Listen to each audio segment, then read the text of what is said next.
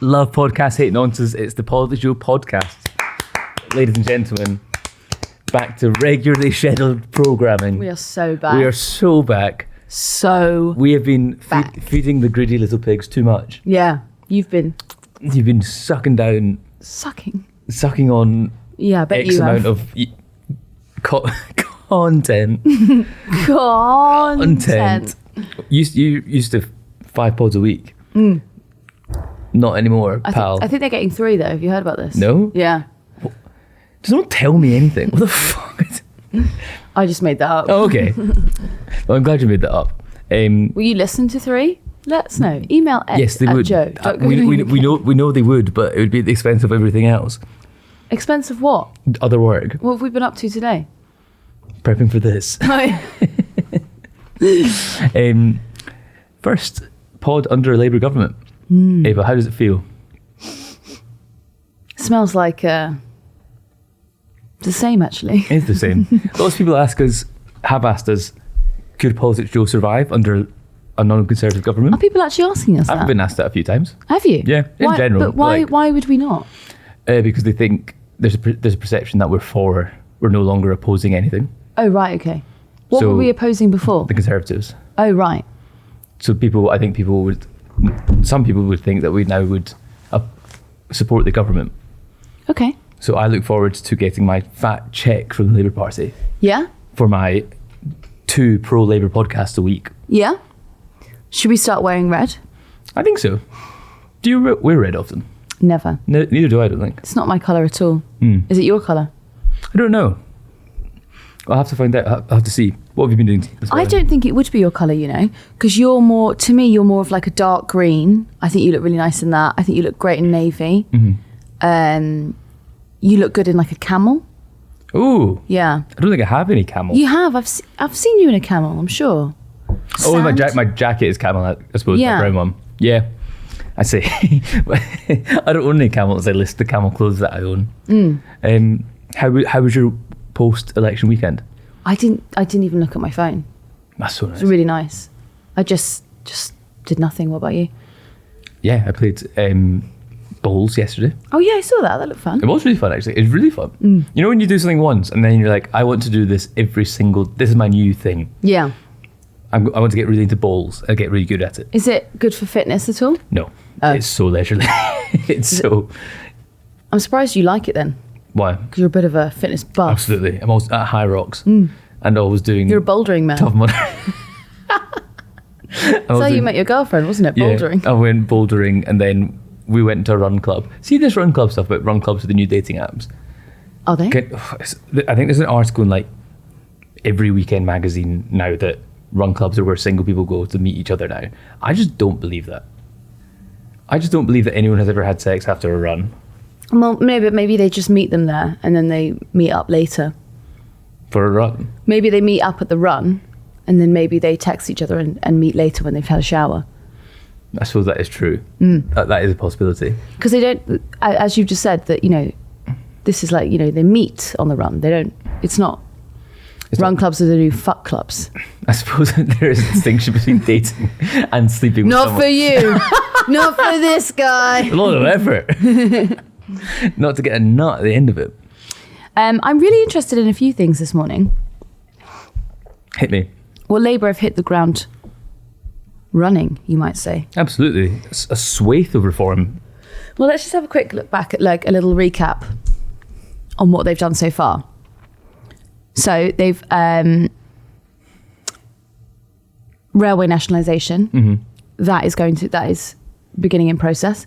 I know that the Prime Minister and the Business Secretary, Jonathan Reynolds and Keir Starmer, have actually spoken to Tata Steel over the weekend, the huge steelworks in Port Talbot that is looking to vacate the UK after receiving £500 million in government funding. Just saying, good time for them to leave. Rishi Sunak could have encouraged them to stay before he gave them the cash, but he didn't. They've cancelled the Rwanda scheme. They have pledged to overhaul planning restrictions. Angela Rayner is out and about. She is actually meeting... She's breaking ground. She's breaking ground. She is meeting with, or she's been speaking to local authorities, and she has been laying out what the government is going to expect of them in terms of planning and pushing legislation through. She's also, tomorrow morning, her and Keir Starmer are going to meet the 12 metro mayors, and they are going to, again, talk to them about local planning. And they're going to be saying, look, this is what we're building. You've got to now find the space to do it. So quite a lot has happened. Oh, what did you make of James Timpson being appointed Prisons Minister? So, I like him as Prisons Minister. I think he has the experience to do it in his capacity as Timpson employs a lot of ex-prisoners. He works to kind of improve the employability or employment rates, I suppose, of ex-prisoners after they've been released, which has previously been in dire straits. He thinks there should not be as many people in prison as perhaps there is, but he won't be charged in sentencing, I suppose. But equally, I don't love him being in the Lords. I think that's the only, but that's a kind of a minor detail. Though if someone should be in the Lords, I suppose it probably should be him. Well, there's 4 of them, isn't there, that are sitting in ministerial positions. Lords. That's Lord. Timpson, Balance, Jackie Smith. One more? But hang on, are they Lords? Because Valence is just a Sir, he's just knighted. Does that mean that you're in the Lords? No. I thought he's been appointed as a peer. Has he? Let's fact check that.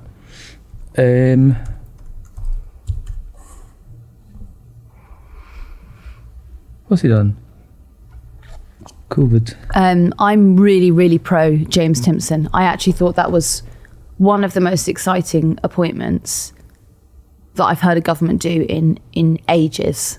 I just think it's so bang on the money. So well, sorry to be a simp. I just think that's exactly what they should be doing. So that will mean that there are 4 potential peerages sitting in ministerial roles, which is interesting because Labour have obviously wanted to shrink the size of the House of Lords. They've spoken about that many times.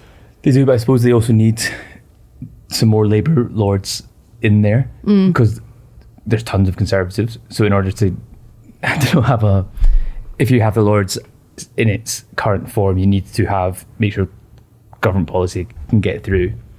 And if there's more Labour Lords, they Lords, don't have a majority, the Conservatives. No, just more. Yeah. So you probably need some friendlier Lords there in the first place.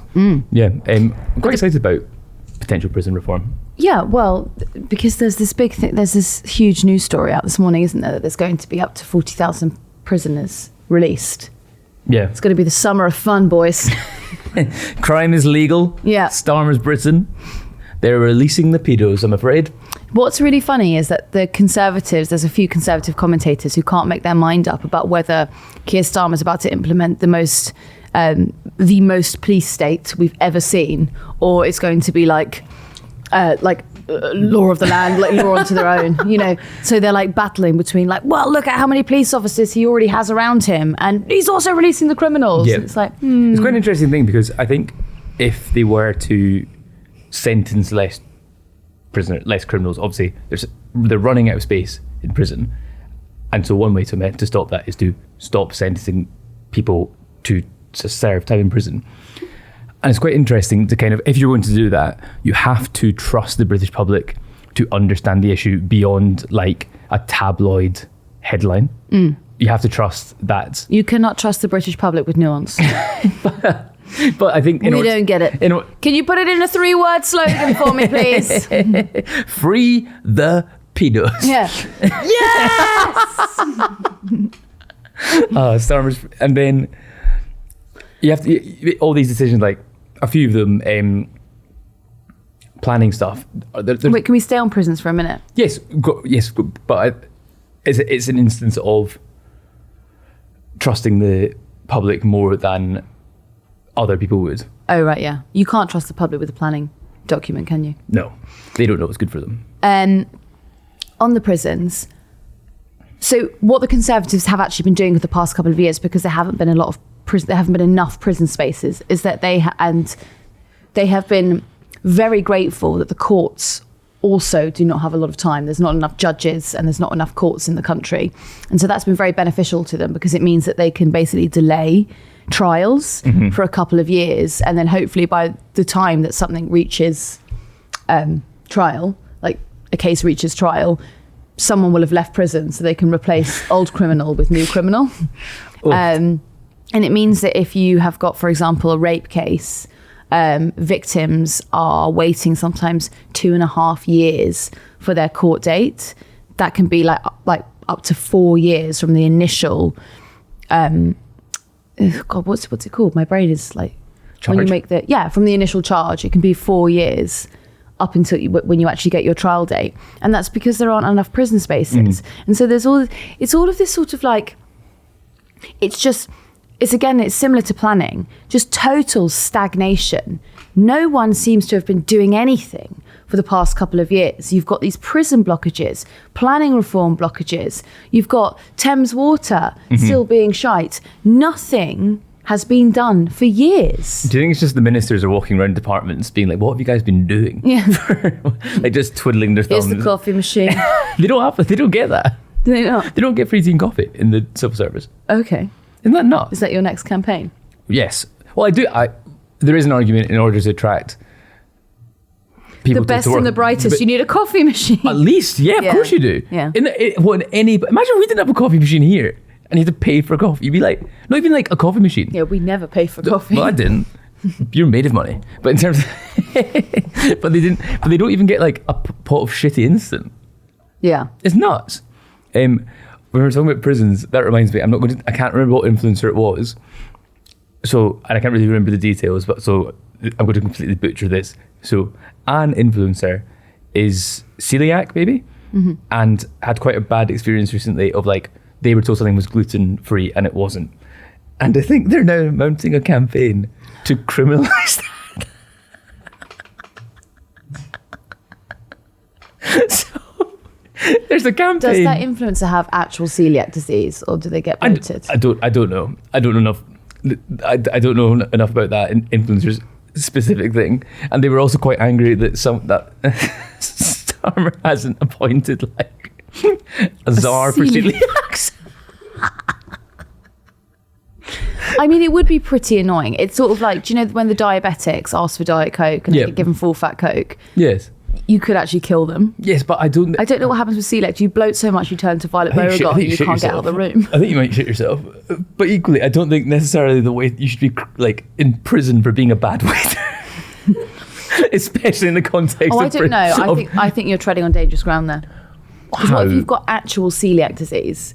Like if you had a nut allergy and someone served you a nut, that would be... Yes, but then you should go to prison. I think if you give someone a nut and they're allergic, you should go to prison. Absolutely. In the context of the prison crisis in the prison population. No.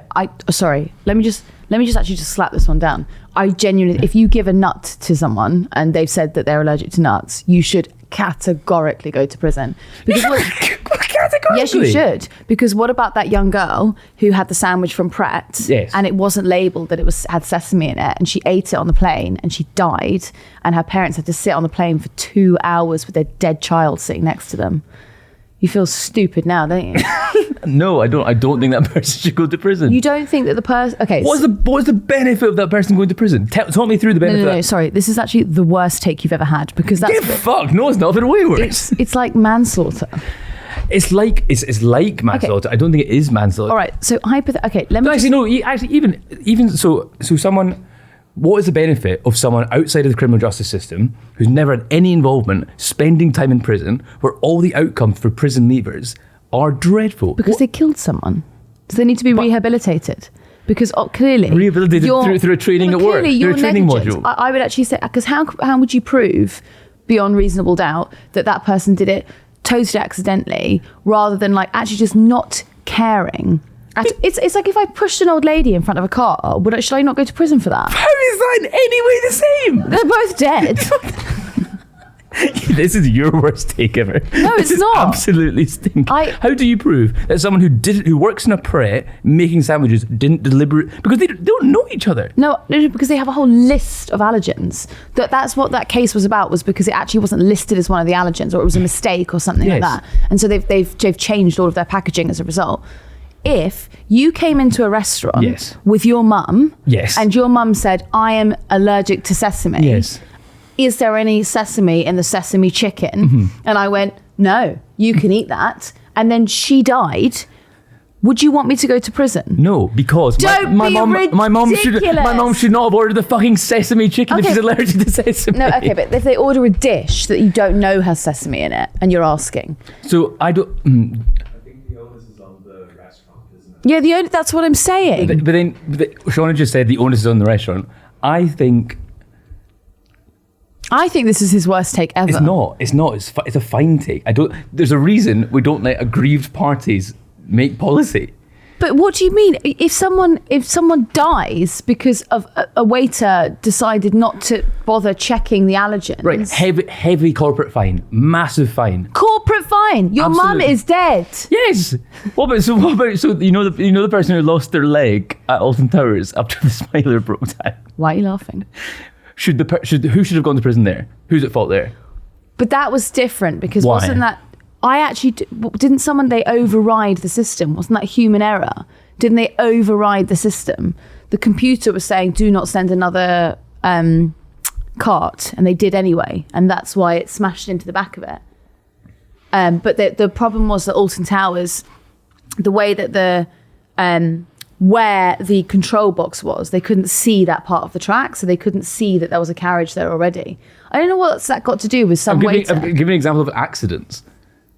No, but it's not an accident to have a list. accident. It's not to have a list. When you anyone who works in food knows that you have to, if you've got peanuts in something, you have to either clearly label it's got peanuts, or at the back of house you have a list of allergens that the chef has, and it will literally say contains peanuts. If you're the waitress that's been told, can you see this has got peanuts in it? You go back, check the file, see it has got peanuts in it, and go, fuck it, let's see where this goes. I don't think they're doing that. Yeah, but if they did. You think she should go to jail? Yes! See, when you said, I'm really excited about Timpson being appointed prison minister, I don't think you and him would agree at all.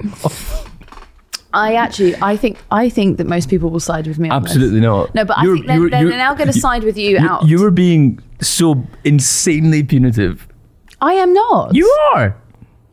I don't understand. If you knew I had a nut allergy and you gave me a nut and I died. That's the point. They don't know. Yes, they do. Or sorry, it's an accident. It's an accident. Well, so you accidentally gave me a nut. I don't think I should. I'm dead. I don't think I should go to prison for that either. I think you should. Because it's you, because you're dead. Well, like, okay, so what about what about a Snickers bar? And if I gave that to you and you had a nut allergy and you bit into it and then you went, oh, fuck, that's a Snickers bar. Mm-hmm. I've got a nut allergy. I knew that and I gave it to you. I think it's an entirely different circumstance so this influencer and Ava wants to criminalise being an incompetent waiter. See, I think if you're at risk of killing someone, I think it's pretty important. But to go to prison, yeah, I think that's mental in the context of the backlog of. You are way too lefty liberal for me. So they get three problems. What should we do? Space in prisons. They're not going to be in court until 2028. All this. Yeah, they murdered someone. They didn't murder them. They knew they knew that they had a nut allergy and they gave them nuts. That's murder. Murder. You've gone off the deep end. I'm really interested to see what people say about this. You have caught the infection of Starmer's authoritarianism. I want a nut state. To be a permanent no state. Nut state. Permanent state of nut. I don't think that you should be allowed to have nuts on planes at all. I agree with that. Right. So why do you agree with that? Because you might kill someone. And it's avoidable, yeah. Right. But I don't think you should go to jail. Right. You maybe shouldn't be an air hostess anymore if you serve nuts to somebody. So you get what I'm talking about. Yeah, but you're saying send them to prison. I'm not saying get away scot-free. I'm saying you shouldn't. You specifically don't need to go to prison for that. You're not going to re-offend. You might. You're not going to be. Who's hiring in hospitality the person who made the sandwiches that killed someone? Okay, let me ask you this: Harold Shipman.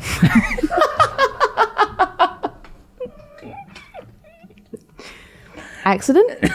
No, not an accident. He was just doing his job. No, he wasn't. Right. He was doing the opposite. So could you not make that argument about a waiter serving nuts? Can I get sense check in the room, please? Yeah, I'm on your side. Sam? You're not. Is Sam there? Yeah. Well, it's also the people making the sandwiches and the people serving the sandwiches aren't often the same person. No, I know that, but they've got a list of allergens. They have a list of allergens. If someone said, can you go and check the book? And then they go and check the book and they come back and say, it said peanuts, but I'm going to say to you, there's no peanuts. I don't think it's ever as deliberate as that. They might have misread it. Well, read better. Like, read better. In jail. Enjoy your free books in the prison library, pal. Everyone's dead. Everyone's eating a nut. Enjoy your rapid mental decline and probably self-harm. Enjoy that. Is that what you're saying? Well, if my mum was dead because she ate a nut. But that's not how we make policy or laws. We don't make you don't get to pick. But then you don't get to say that about manslaughter. That's like Anne Sekulish. Should she have gone free? What the No!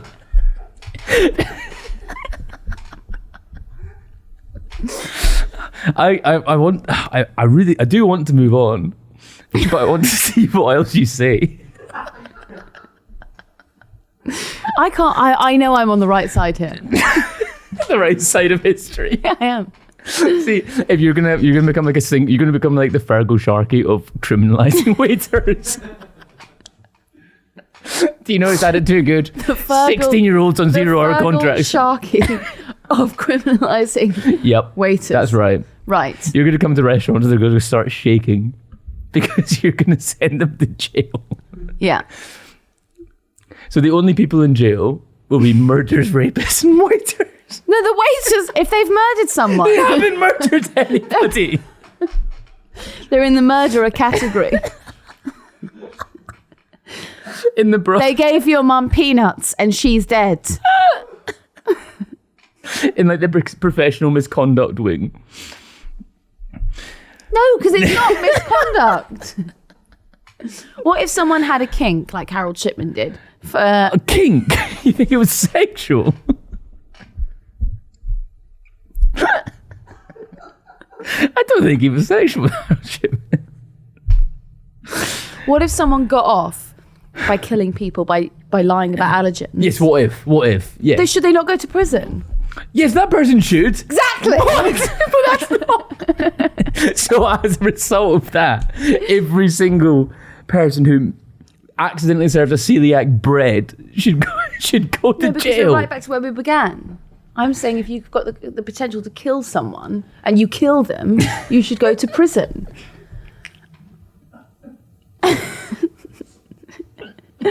Right. I'd like to move on. Okay. Do you know who would be really good on this? Is Peter Hitchens. What would he say? I don't know. I can imagine him having a really interesting take on it. Probably. Do you want to text Nigel about it? Should we criminalise waiters? Ask if we should criminalise celiacs. It's not real. I bet he doesn't believe in food intolerances.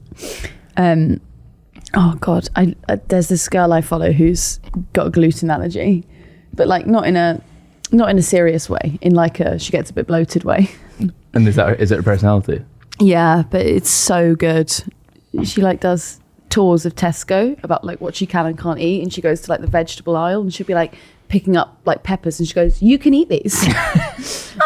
Yes, you can. Who's that for? Is she like? She goes, she's like a gluten influencer. But like, there's such a finite amount of people who. But you know something? When I worked with her, not on the celiac stuff, this is separate. She'd eat seitan, and that's pure gluten. So I don't know if pure gluten didn't kill you then. I don't think it's going to kill you if it's have some bread and a pint. But I have vivid memories of her making her own seitan. How'd you say that? I don't know. I've never eaten it. Seitan, I think. Do you know what I'm talking about? Then? Yeah. Like the meat substitute. And that is basically like you make that by like pulling apart flour until it's just pure gluten. So like if you can't get it, and if you're not affected in its purest form. Oh, sorry, are we boring you? Someone's dropped some cans back there. Sean and Sam. Any nuts back there? Someone's eating a nut. Someone's eating a nut that Ed's provided. Do you know every room that you go in, Ed actually provides a small bowl of peanuts? Absolutely. I just have traces of it on my hand so I can touch you. Ed actually takes peanuts on the plane when he's been specifically told not to. Spit them at people. And he spits them at people. And he says, "This is my right. No nanny state." I walk past sleeping people and put them in their mouth.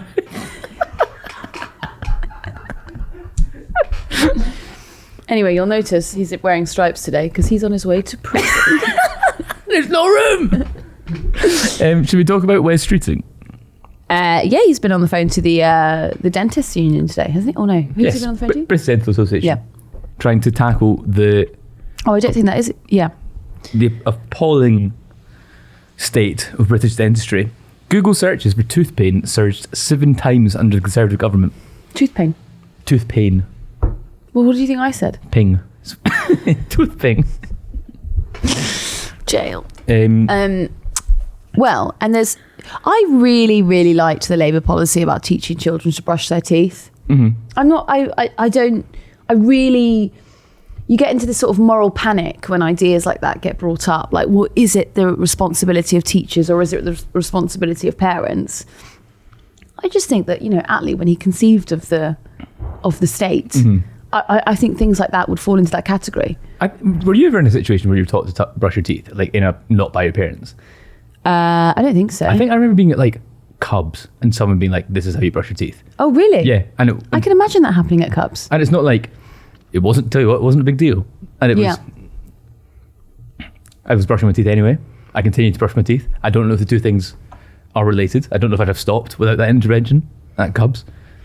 But it's good to know, isn't it? Absolutely. I think like a lot of my friends are teachers, reception teachers, and that's a really pivotal age because they come in basically like babies mm-hmm. and then they leave as like little children. Mm-hmm. It's like a really big year for growth, and most of them come in and say, "Oh, sorry, what is going on back there? What the hell is going on?" They come in and they can't dress themselves. Oh God, really? Yeah, and it's not like no one has this huge moral quandary of, well, we should send them home naked and the parents should do this. This is not my job. They just teach them how to dress themselves. Or like tie their shoes. Exactly. Loads of them can't tie their shoes. It's like telling the time. Where would you draw the line on like what is like reading? Do you know what I mean? Maths. Yeah. It's if they want to know maths, their parents should do it. But like obviously your parents, like if you've got parents who have time and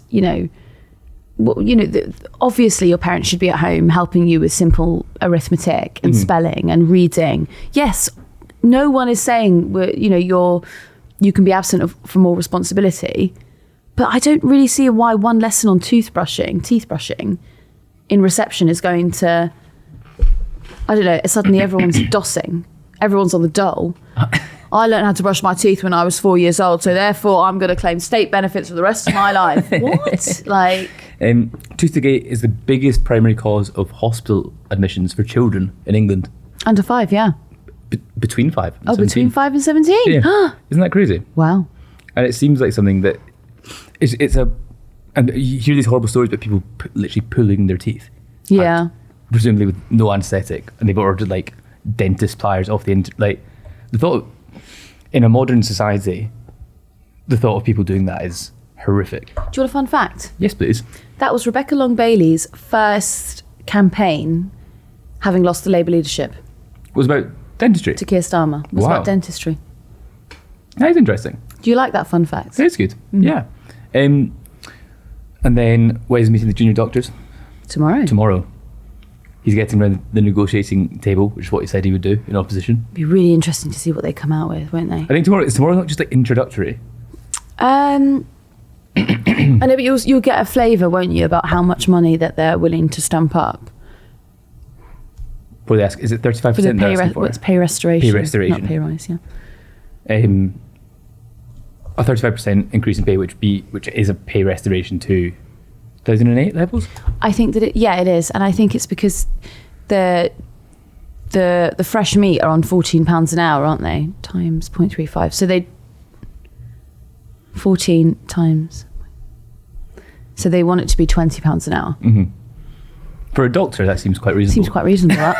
For someone who could, I don't know, is a doctor. Yeah. It's quite a highly skilled job. One thing I think that the BMA really messed up on, is it their rallies? Was their advert they took out in the newspapers the day of their strike last year, where they said that a barista gets paid the same as a junior doctor. It was like, yes. What are you trying to say here? Because because it's like one of the foundations of workers' united struggle is to not pit yourself against another worker. I am more important than this worker. It's like, well, that worker also has a family. They probably have a degree. They probably have to pay rent as well, or mortgage as well. I don't think that we should freeze the barista's pay or lower the barista's pay in order to compensate you. We'll take the Starbucks workers' pay, actually. Yeah. Aside from that, yeah. And also, coffee is a skill. Coffee, it is a skill, but I think it's a mistake to say that it's as skilled as being a doctor.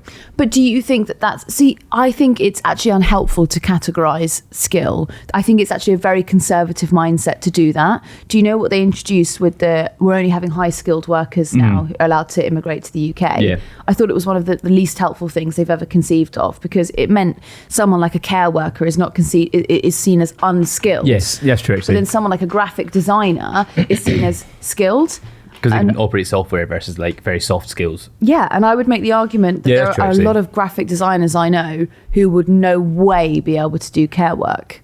And vice versa. Yeah, and I know I wouldn't be able to do care work.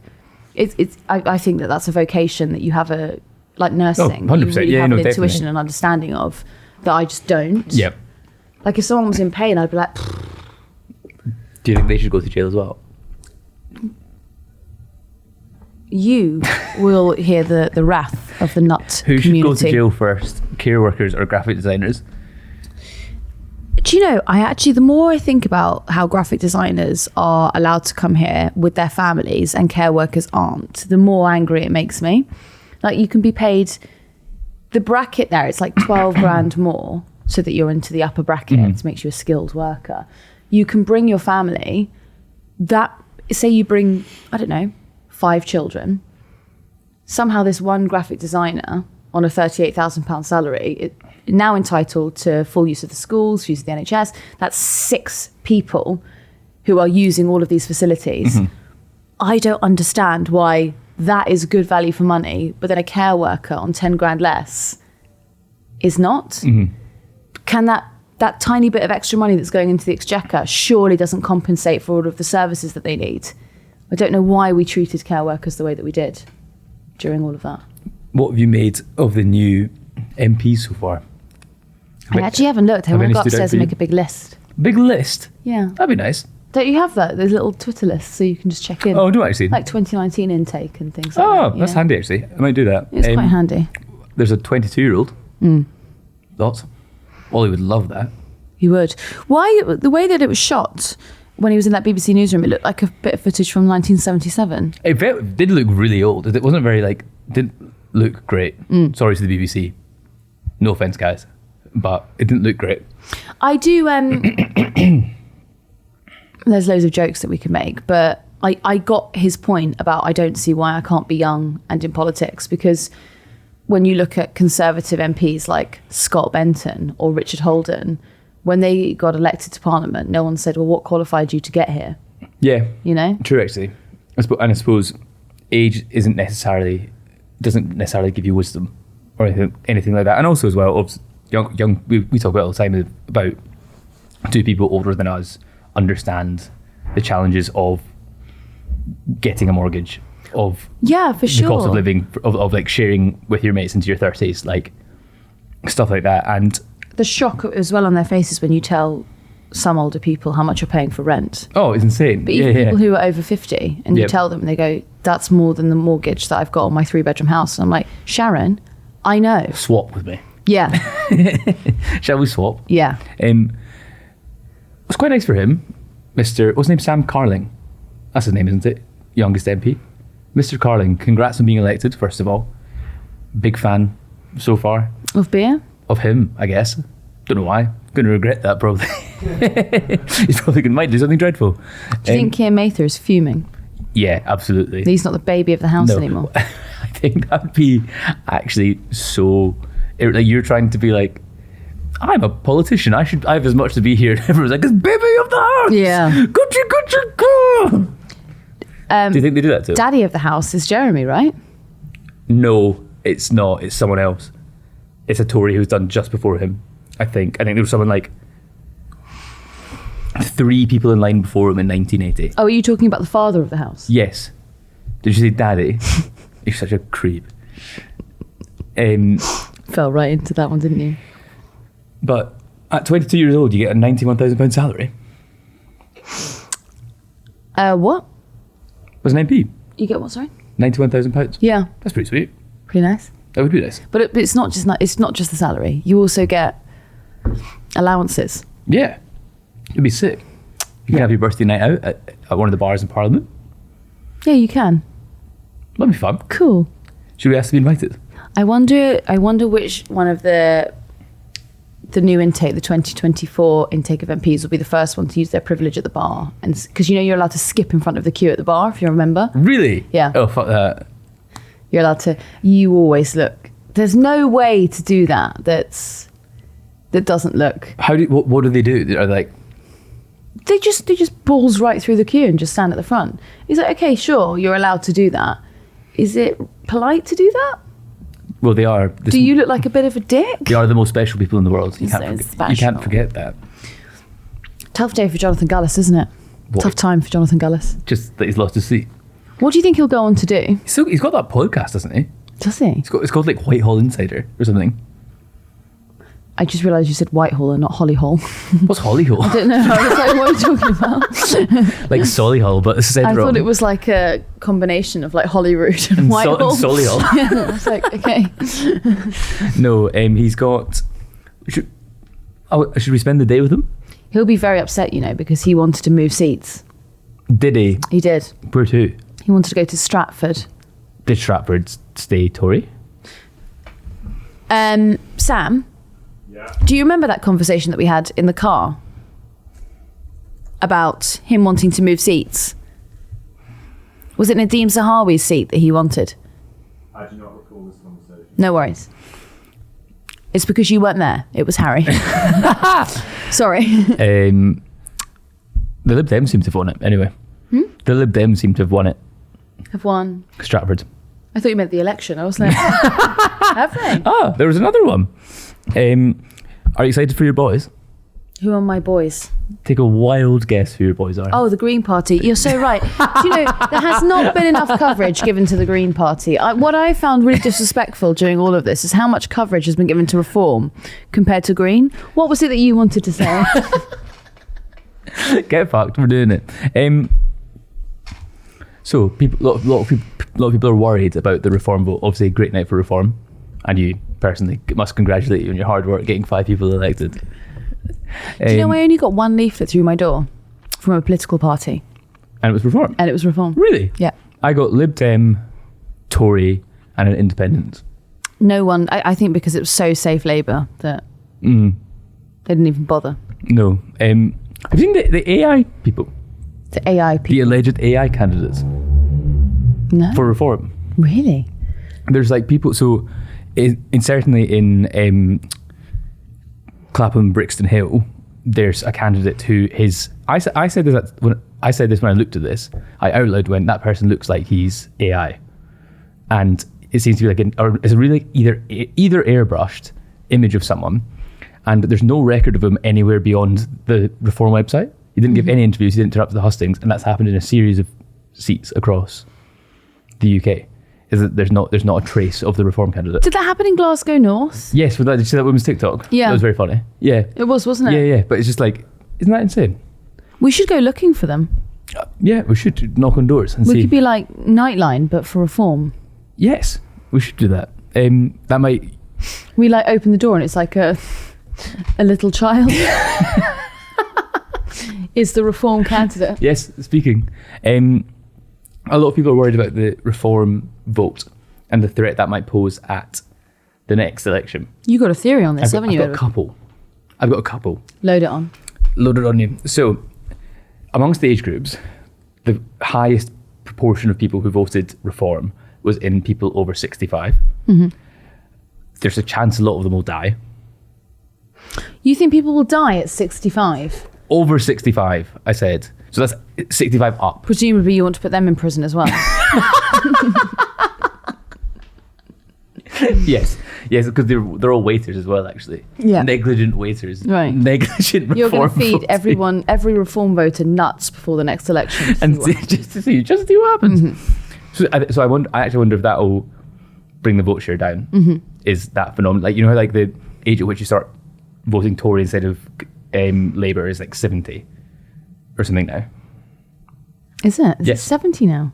Yes. Wow. I said that as if you should know that. It was from when I was on Newsnight. They discussed that. And you weren't there. I was at home watching I that. would have loved you to be. But and then there's a lot of talk about young people potentially voting reform, and I suppose there was a sizable portion did, about 10% of 18 to 24 year olds and 12% of 25 to 49 year olds is such a broad category. It goes some young people and then some not young people in that as well. 12% there, but more 18 to 24 year olds voted Labour, Lib Dem and Green. So I wonder if that portion will get bigger. My other theory is, I wonder how much of the reform vote was just a protest vote of we're so pissed off at the Tories. This is a viable option for us now with the return of Farage. They don't have that concrete a set of policy proposals, or it's not had that much cut through. It's just not conservative. It's just a right wing, not conservative vote. So I wonder if a lot of that vote will return to the Conservatives in 5 years' time. There's a big question, isn't there, when you put an anti-establishment figure like Nigel Farage into the establishment, what Yes. actually comes of him? Because Yeah. if you look towards someone like George Galloway, he was the anti-establishment figure, and then he was booted out at the election. I also think he was only elected because Labour didn't field a proper campaign, to be honest, in Rochdale. Yeah, they didn't, did they? No. So I that's why I think George Galloway won. I don't think he was necessarily the most popular, as proven literally like 2 months later. There you go. Yeah. And then Andrew Bridgen, What about him? also an anti-establishment, joined an anti-establishment party. Was he though? He wasn't in that party and going into the election. Well, no, but then he didn't get the time, and everyone laughed at him when he stood up. So even if he's like, even if you're willing to listen to him, he stands up. You hear everyone laughing at him. Do you know what is actually nuts the more I think about it? How much time has been spent over the last 6 months talking about crap? Like, there has been the most obscene amount of filibustering in the House of Commons since at least January. We haven't enacted any policy. Well, there's been the Illegal Immigration Act, which, by the way, I was talking to Sean about this just before we came on. Labour are in a bit of a quandary over that because, you know, they've cancelled Rwanda. Yes. The Illegal Immigration Act means that if you arrived in the country illegally, so if you cross the channel, you are not eligible for settled statement, for asylum seeker status here. Unless they abolish the Illegal Migration Act, while they've already abolished Rwanda, there's going to be like this holding pack of thousands of people who cannot be processed. Jesus. So when Labour say we're going to process them, they can't. The mechanism's not there. They can't process them because they're now stuck in purgatory between two laws. Does that make sense? Yeah. And I wonder if they'll do that in the next couple of days. They'll have to amend it. Oh yeah, definitely. Or they'll have to... And also, I wonder if they're going to cancel the treaty with Rwanda. Yeah, Rwanda said they'd give the money back. I've heard a few bits about how Labour are going to announce they won't make the final payments. Oh yeah, I forgot. Yeah. Yeah, good. It's insane. How much money did we give them? Oh, just $500 million. So much money. Yeah, it's good that, isn't it? See now, even like, what were they doing? Don't know. Like, That's what I mean. It's just, it's so painful when you think about it. I've been reading lots of like retrospectives of Conservative government, and you are like, what the fuck were they doing? Yeah. For even the prisons, they closed tons, so many. Do you know what I think we should do to round up? Should we do our in memoriam? Yes. Let's not. Maybe don't call it in memoriam. Why? I don't know. Sounds like they're dead. Well, in memory of them being in Parliament. Yes. So to finish, we'd like to pay tribute to the hard work of the Conservative ministers and former ministers that we so sadly lost on Thursday. Some of the hardest working, most talented parliamentarians they could find to stand as candidates for the Conservative Party. I'd like to start by paying tribute to Jacob Rees-Mogg, former ex-leader of the House. I'd like to pay tribute to Liz Truss, Prime Minister, amongst other things. I'd now like to pay tribute to Johnny Mercer, the former Veterans Minister. Penny Mordaunt, the former Leader of the House. Greg Hands, the former Tory party chair. Thank you, Mr. Hands. I'd like to thank Andrea Jenkins, the Deputy Chair of the European Research Group, and the woman who swore at people near us on Downing Street. And Maria Colford, thank you for your work. Jonathan Gullis, thank you for your services to podcasting, sir. I look forward to listening in soon. Mm-hmm. Michael Fabricant, we'll miss you. Absolutely. Services to hair. Absolutely. Ben Bradley, thank you. Services to... Sweet fuck all. Being a council leader as well as an MP. 2 jobs. 2 jobs.